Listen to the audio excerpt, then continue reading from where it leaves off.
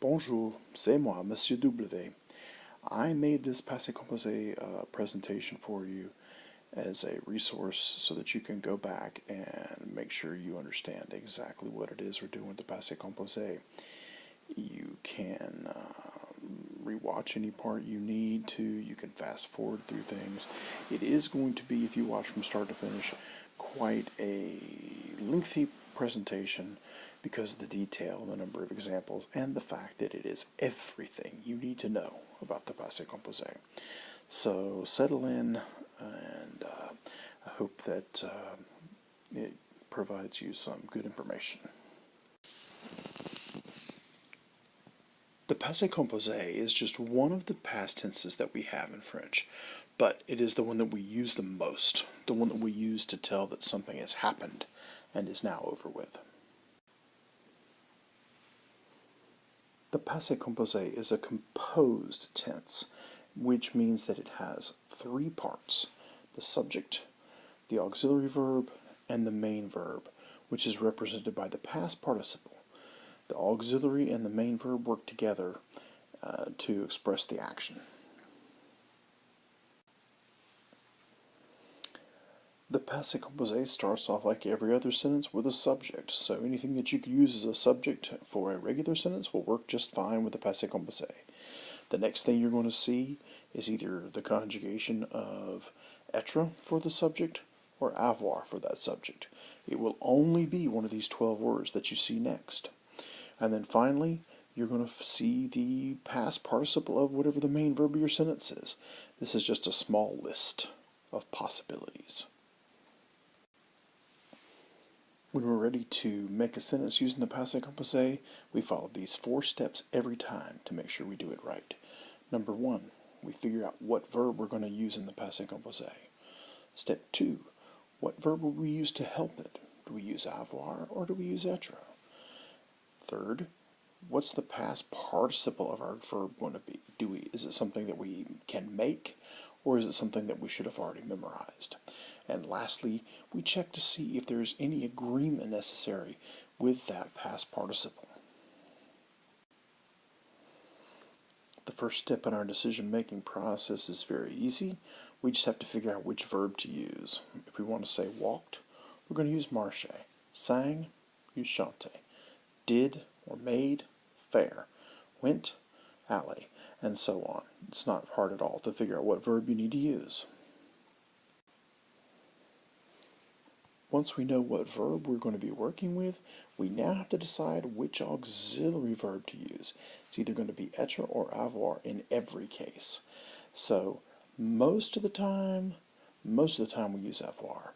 There are 2 different situations where we use être. For right now, we're really talking about coming and going verbs, and we use this Dr. and Mrs. Vandertramp acronym to give us a way to memorize that list of 17 verbs. There are also reflexive verbs, or in French, les verbes pronominaux, that have an extra pronoun that will help us identify them later.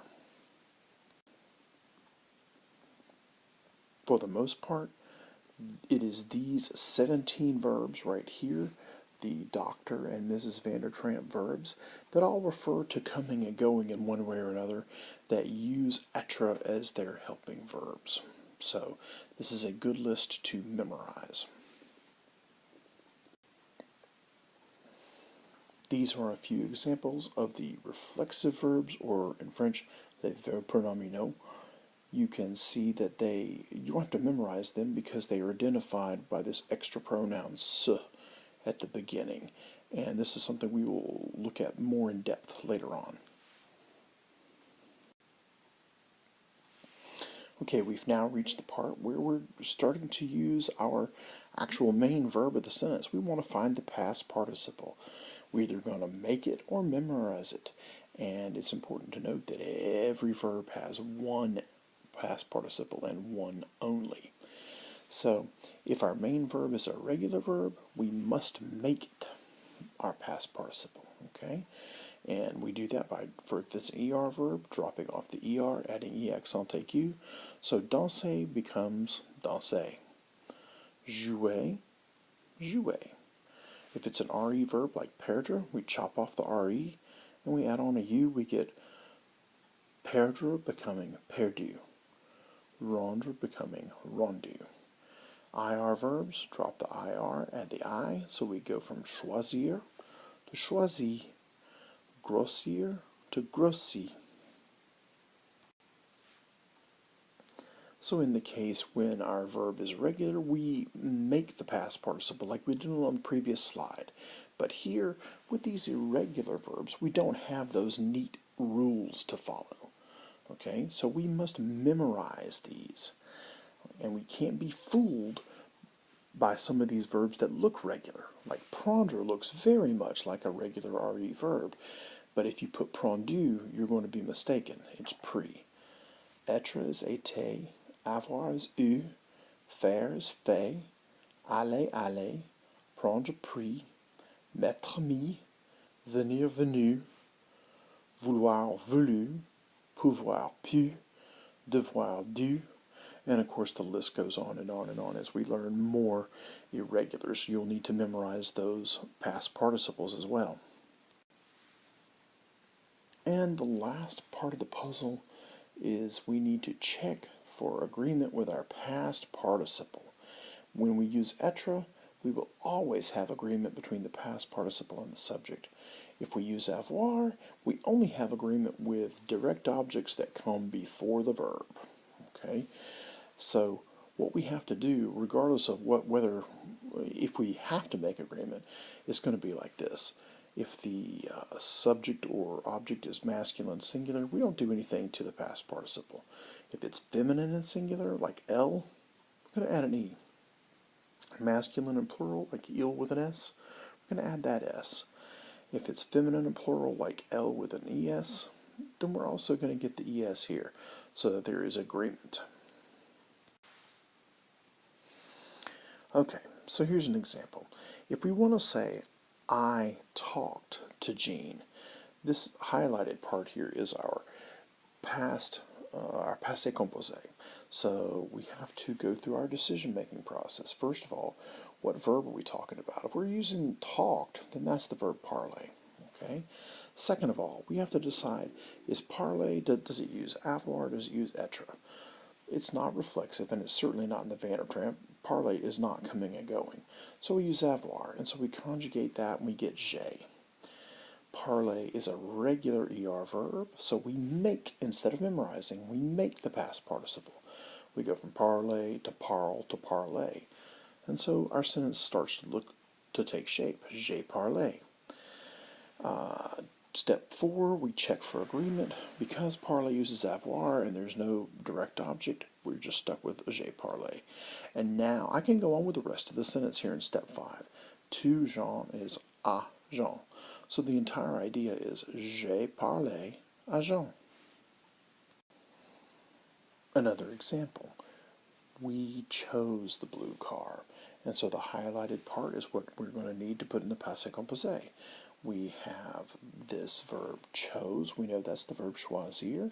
And when we look at it, we realize that choisir is not reflexive. There's no extra pronoun. And it's not in the Van der Tramps, not coming and going. So we're going to use avoir. We end up conjugating for nous, and we get nous avons. Choisir is a regular IR verb, so we make it. We chop off the IR. We go with choise.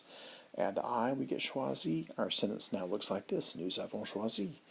Again, because we're using avoir, and there's no direct object, there is no agreement, so we leave it alone. Nous avons choisi.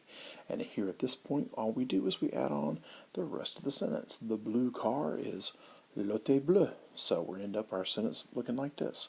Nous avons choisi l'auto bleu. She lost her keys is another example. And once again, we see that lost is this verb perdre. It is not reflexive, and it's not coming and going or Van der Tramp, so we're going to use avoir, la.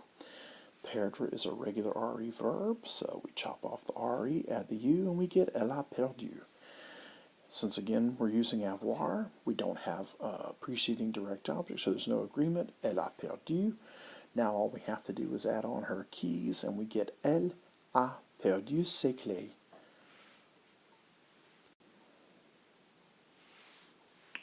Okay, next up we have you had a good idea.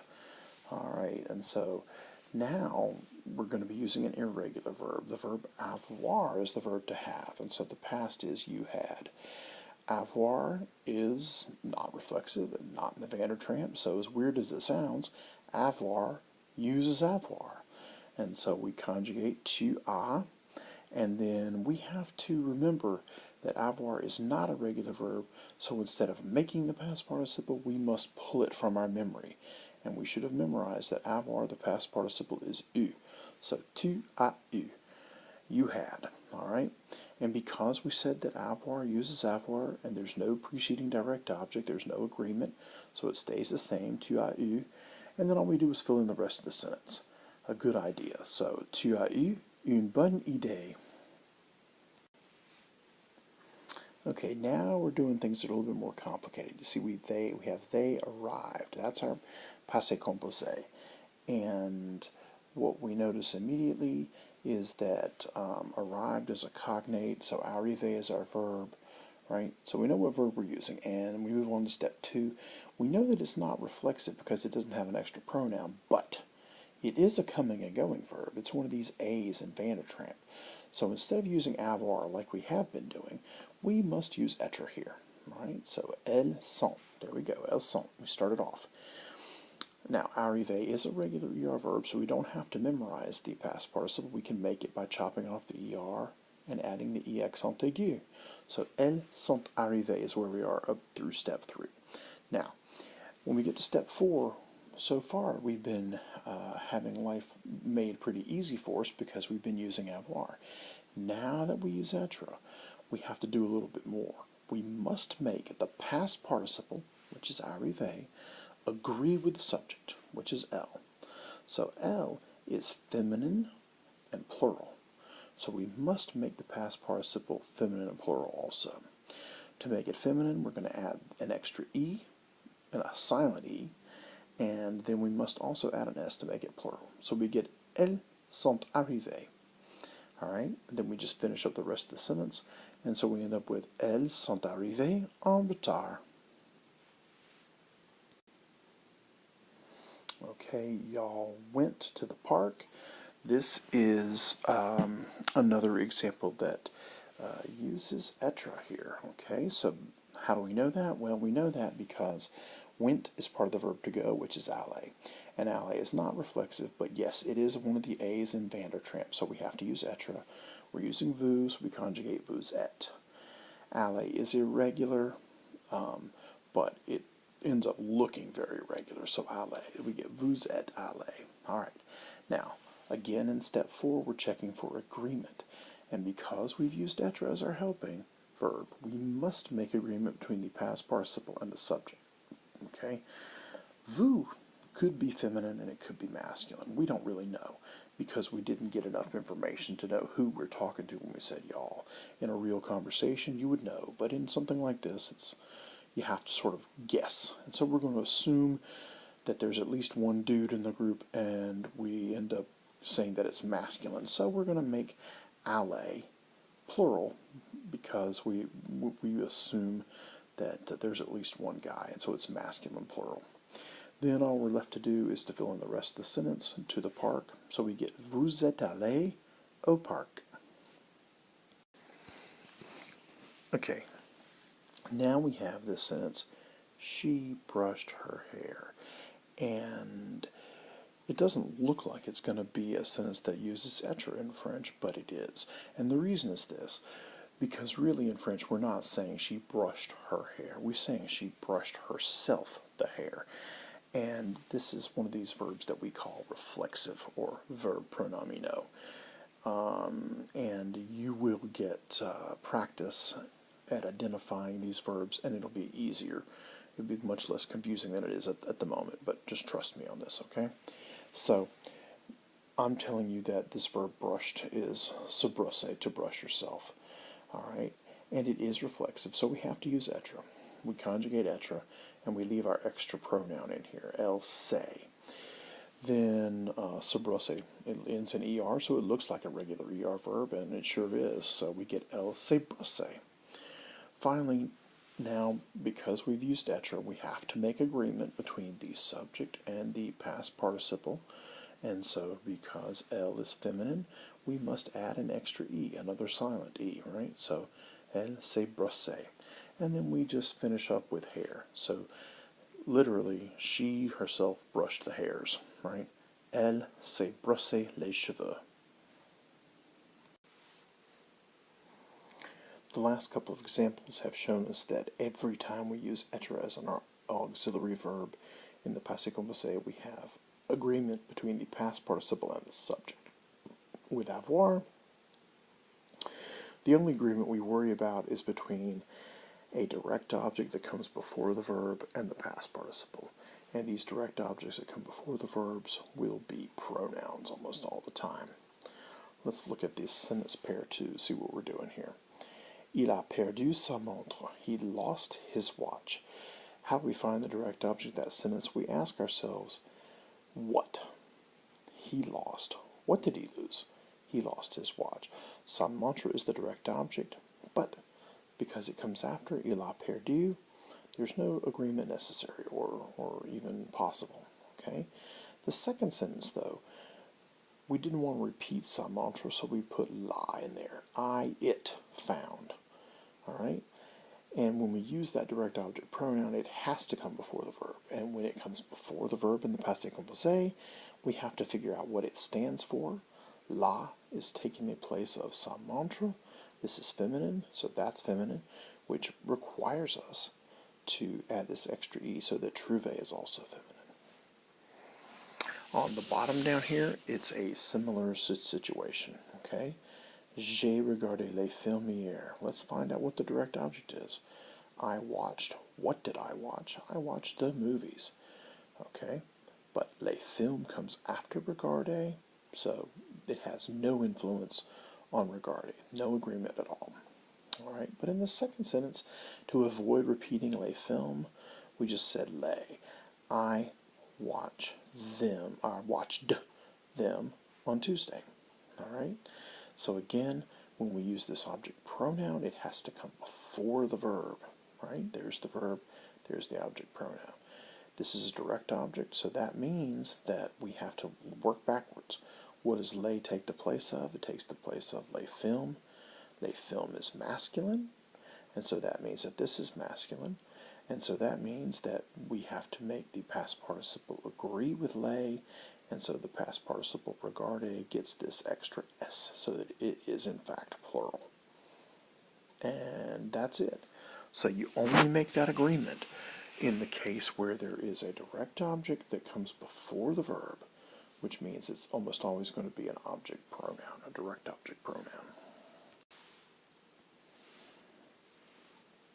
Okay, so we know that to make a sentence negative in the present tense, we just pop a ne in front of the verb and a pa after the verb so that they're surrounding it, and we're good to go. Well, when you have a verb that has two parts, like the passé composé, it's not immediately obvious what to do, but here is what you do. We're going to take the ne, put it in front of the avoir, and put the pas after the avoir. So, je n'ai pas réussi en maths. Elle n'a pas eu la réponse. So with avoir, it goes on in front of it and behind it. Same thing with être. Je ne suis pas arrivé à l'heure. Nous ne sommes pas venus ensemble. So that's it. All you do is put the ne pas around the conjugated être or avoir, and you're good to go.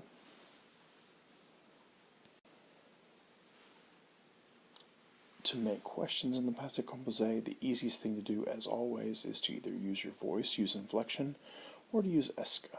Est-ce que tu as fini? Est-ce que vous êtes arrivé? Est-ce qu'ils sont descendus?